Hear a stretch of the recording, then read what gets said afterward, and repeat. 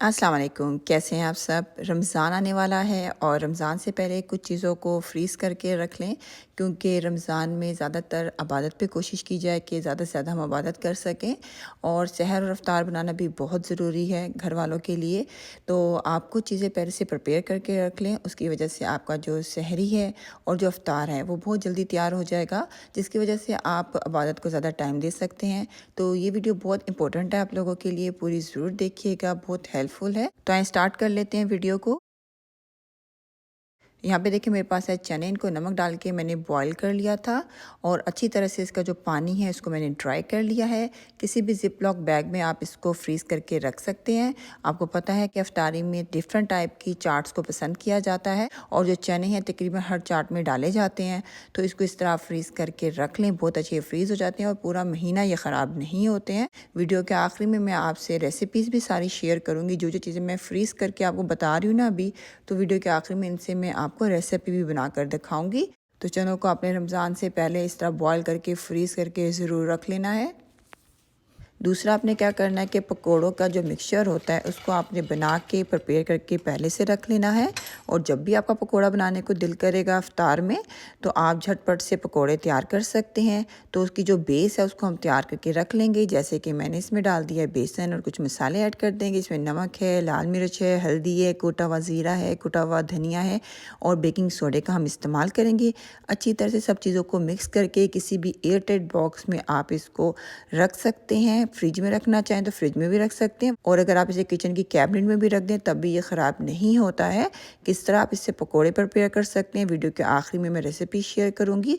अभी सिर्फ आपको मैं वो चीज़ें बता रही हूँ कि किस तरह आप रमज़ान से पहले चीज़ों को बना के स्टोर करके रख सकते हैं, ताकि आप झटपट सा अफ्तार और सहर तैयार कर सकें। तीसरा आपने ये काम करना है कि रमज़ान से पहले हरी चटनी को बना के फ्रीज़ करके रख लेना है। बहुत ज़्यादा ये इस्तेमाल में आती है इफ्तार के टाइम पे। तो सिंपली हम क्या करेंगे, इसमें धनिया डालेंगे, पुदीना डालेंगे, नमक डालेंगे, साबित ज़ीरा डालेंगे, थोड़ा सा पानी और लेमन जूस और हरी मिर्च के साथ इसका एक पेस्ट बना लेंगे। और जो पेस्ट है उसको हम इस तरह आइस क्यूब ट्रे के अंदर डाल के फ्रीज़ कर लेंगे। बहुत अच्छी ये फ्रीज़ हो जाती हैं। जिस टाइम भी आपको यूज़ करना हो तो आधे मिनट के लिए आप इसको माइक्रोवेव में रख दें। और अगर माइक्रोवेव नहीं है तो आप अफ्तार से आधा घंटा पहले जो है इसको निकाल के फ्रीज़र से रख दें, तो ये डिफ्रॉस्ट बहुत अच्छी हो जाती है, बिल्कुल भी इनका कलर ख़राब नहीं होता है। और यहाँ पे देखिए सिंपल इमली का जो पेस्ट है उसको भी आप इस तरह फ्रीज़ करके रख सकते हैं। बहुत सी रेसिपीज़ में आपको इस्तेमाल करना पड़ जाता है इमली का पेस्ट। तो अगर इस तरह आपका इमली का पेस्ट निकला हुआ होगा तो आपने खाली एक क्यूब निकालनी है और इसको आप इस्तेमाल कर सकते हैं अपनी रेसिपी में, क्योंकि बहुत सी चटनियों में इमली का पेस्ट इस्तेमाल किया जाता है। तो इस तरह आप इमली के पेस्ट को भी फ्रीज़ करके स्टोर करके रख सकते हैं।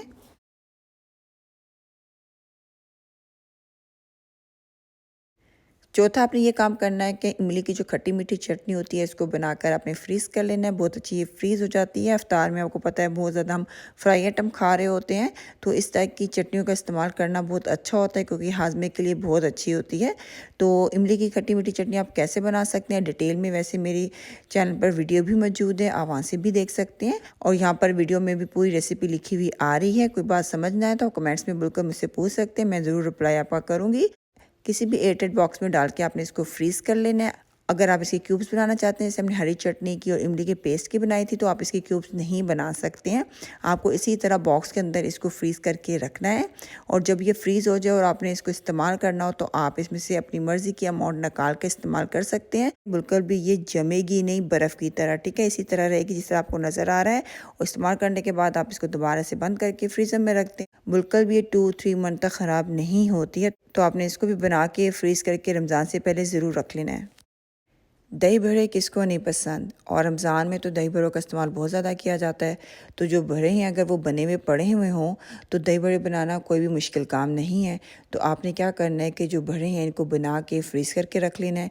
और जब भी आपको दही बड़े बनाने हो अफ्तार के लिए तो 2 मिनट में आपकी ये रेसिपी तैयार हो जाएगी। तो इसको आपने किस तरह तैयार करना है कि आपने दालों को रात को भिगो के रख देना है और सुबह आपने ब्लेंडर में डाल के कुछ मसालों के साथ इसको ब्लेंड कर लेना है। वैसे ये रेसिपी डिटेल में भी मौजूद है मेरे चैनल पे, आप बिल्कुल जाके चेक कर सकते हैं, दही बड़े बाय महविश कुकिंग चैनल। तो ये रेसिपी डिटेल में भी आपको बिल्कुल मिल जाएगी। तो जब बैटर हमारा तैयार हो जाएगा तो इसको हम फ्राई कर लेंगे, और फ्राई करने के बाद इसको अच्छी तरह से आपने पहले ठंडा होने देना है। उसके बाद आपने किसी भी जिप लॉक बैग में बंद करके इसको फ्रीज कर लेना है। अगर इस तरह का जिप लॉक बैग ना हो तो किसी एयर टाइट बॉक्स में भी डालकर आप इसको फ्रीज करके रख सकते हैं। अगर आप बहुत ज़्यादा क्वांटिटी में बना रहे हैं बड़े, तो आपने इनको फ्रीज़र में रखना है 1 मंथ तक, ये बिल्कुल ख़राब नहीं होते हैं। और अगर आप थोड़ी सी अमाउंट में बना रहे हैं, जैसे मैं थोड़ी अमाउंट में बना रही हूँ, तो आप इसको रेफ्रिजरेटर में रख सकते हैं। 3 से 4 डे तक ये बिल्कुल भी ख़राब नहीं होंगे, आप इनको इस्तेमाल कर सकते हैं। और आप देख सकते हैं माशाल्लाह कितने अच्छे ये फ्रीज़ हो चुके हैं, तो आपने इनको भी फ्रीज़ करके ज़रूर रख लेना है। आगे चलते हैं, नेक्स्ट रेसिपी जो आपसे शेयर कर रही हूँ वो है बूंदी की। होममेड बूंदी आप घर पर कैसे बना सकते हैं, इसको बनाकर स्टोर करके रख लें। जब भी आपने बूंदी रायता बनाना हो या दही बड़े बनाने हो तो आप उसमें इस्तेमाल कर सकते हैं। बहुत ईजी सी सिंपल सी रेसिपी है। आपने क्या करना है, बेसन ले लेना है, उसमें नमक, हल्दी, लाल मिर्च डालनी है और थोड़ा से पानी डाल के आपने इसको अच्छी तरह से फेंटना है। आपने इतना अच्छा इसको फेंटना है कि जो बैटर है ये फ्लफ़ी सा हो जाए। और जब आपका बैटर बिल्कुल फ्लफ़ी हो जाए तो आपने इसको फ्राई कर लेना है। फ्राई आपने हाई फ्लेम पे करना है और मुसलसल चम्मच अपने हिलाते रहना है, ताकि जो है आपकी बूंदी जले ना और हर तरफ से इक्वल कलर आए, ठीक है। उसके बाद जब ये ठंडी हो जाएगी तो किसी भी एयर टाइट बॉक्स में डालकर आप इसको स्टोर करके रख सकते हैं। किचन कैबिनेट में भी बिल्कुल ख़राब नहीं होती है।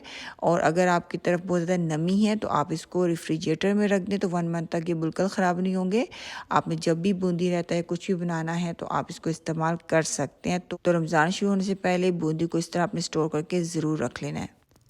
और रमज़ान से पहले आपने जो प्याज, हरी मिर्च, हरा धनिया, इन सब को चॉप करके आपने फ्रीज़ करके ज़रूर रख लेना है। सहर के टाइम ऑमलेट को पसंद किया जा रहा होता है, तो आप इन सब्जियों को इस्तेमाल कर सकते हैं, क्योंकि ज़्यादातर जो कटिंग होती है बहुत टाइम ले लेती है।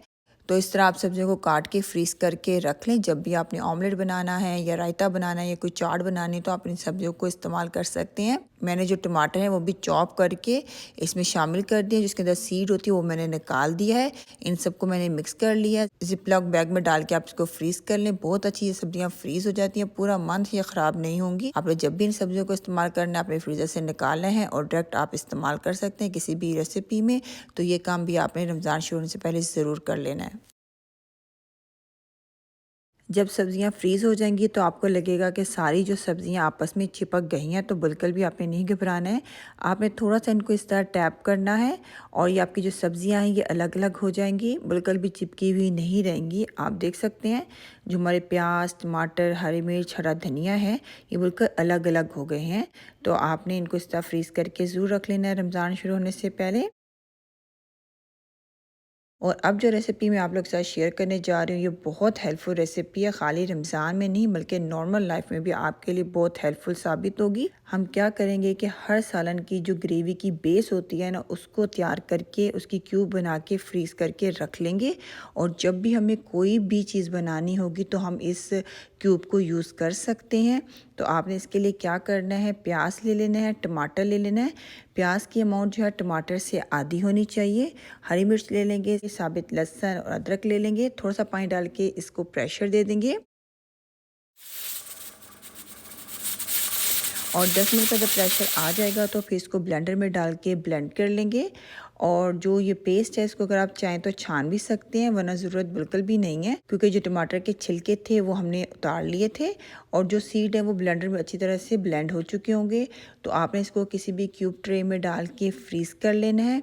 अब आपने जो भी सालन बनाना होगा तो आप ये क्यूब यूज़ कर सकते हैं।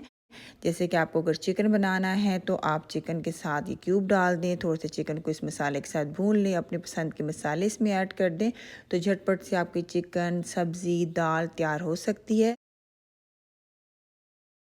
इसी क्यूब से आज मैं आपको दाल बनाना सिखा रही हूँ। तो आप देख सकते हैं मैं दाल ले ली है, उसमें मैंने कुछ मसाले ऐड कर लिए हैं और 2 क्यूब मैंने वो ग्रेवी के ऐड कर दिए, जिनको मैंने फ्रीज़ करके रखा हुआ था पहले से ही।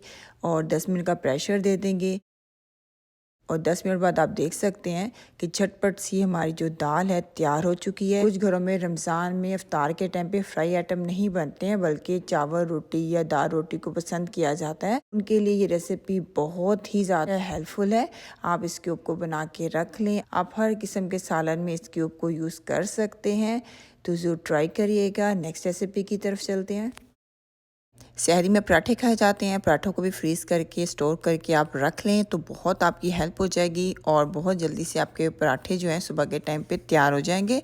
तो आपने क्या करना है कि नॉर्मल जो आटा होता है रोटी का जो हम गूंथते हैं नमक डाल के, उसके आपने 7 पेड़े बना लेने हैं। उन सातों पेड़ों को आपने बेल लेना है और बेलने के बाद आपने हर लेयर के अंदर जो है देसी घी लगा लेना है और देसी घी लगाने के बाद आपने थोड़ा सा उसके ऊपर आटा स्प्रिंकल करना है और जो हमने 7 रोटियां बेल के रखी हुई हैं उनकी आपने लेयर्स दे देनी है और फिर इस तरह हाथ की मदद से थोड़ा सा फैला लें और फिर बेलने की मदद से इसको पतला सा बेल लें।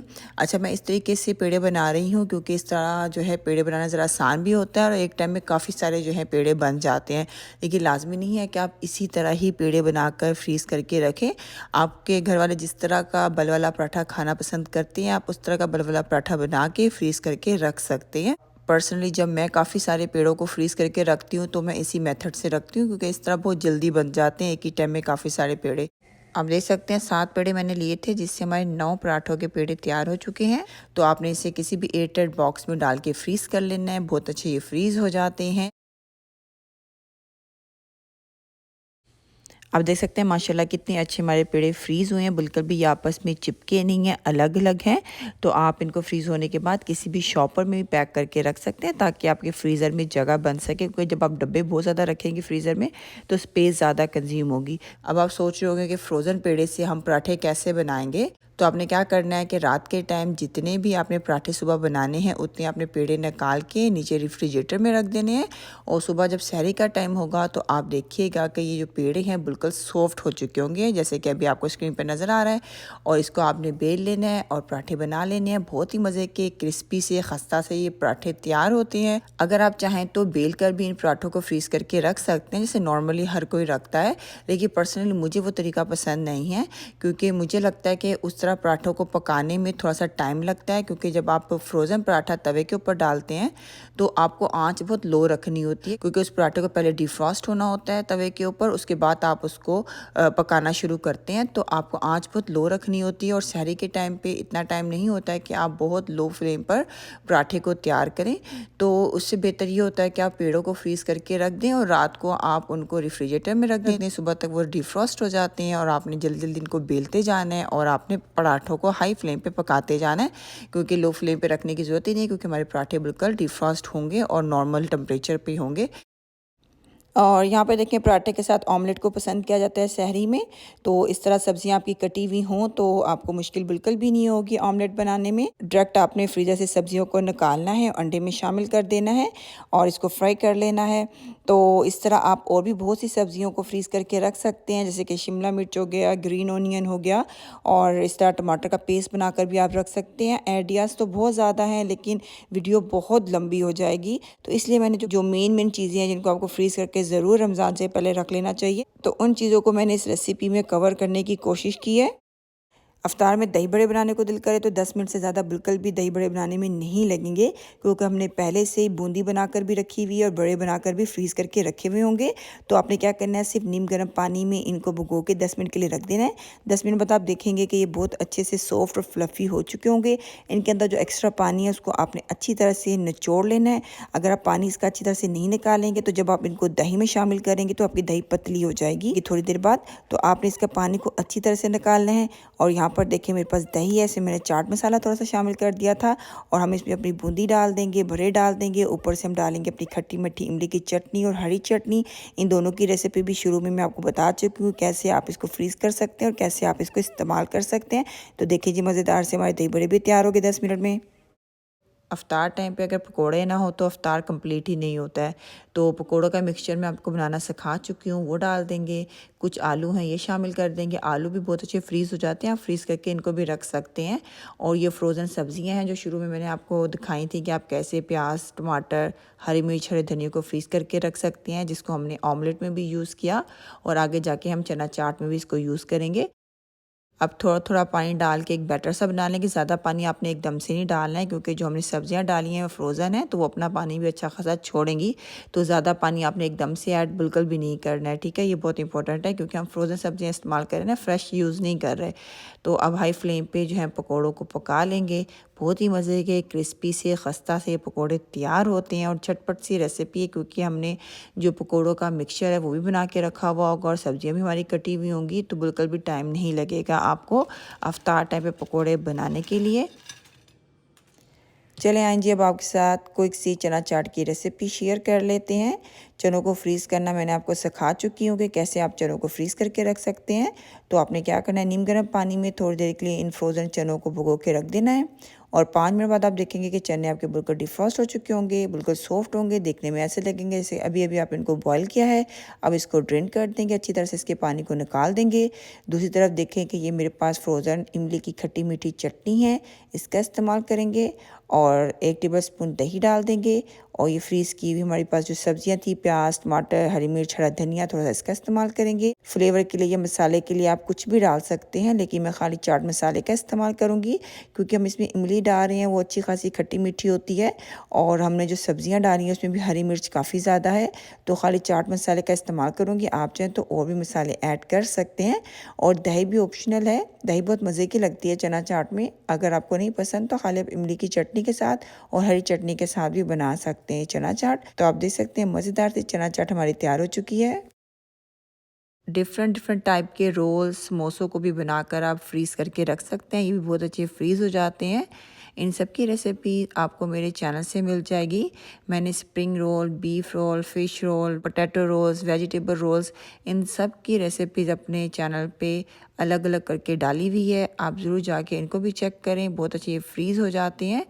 और आप देख सकते हैं हमारा जो अफ्तार टाइम प्लेटर है कितना अच्छा तैयार हो चुका है, कितनी झटपट सी ये सब रेसिपीज़ थी और आप बहुत आसानी से अफ्तार और सहर बना सकते हैं। अगर आप रमज़ान शुरू से पहले बहुत सी चीज़ों को फ्रीज़ करके स्टोर करके रख लें तो अफ्तार बनाना, सहर बनाना कोई भी मुश्किल काम नहीं है। आप इबादत को भी पूरा वक़्त दे सकते हैं और घर वालों को भी खुश कर सकते हैं। अगर वीडियो आपको पसंद आई है, आपके लिए हेल्पफुल है, तो प्लीज़ कमेंट में ज़रूर बताइएगा। नेक्स्ट टाइम मिलते हैं एक नई रेसिपी के साथ। अल्लाह हाफ़िज़।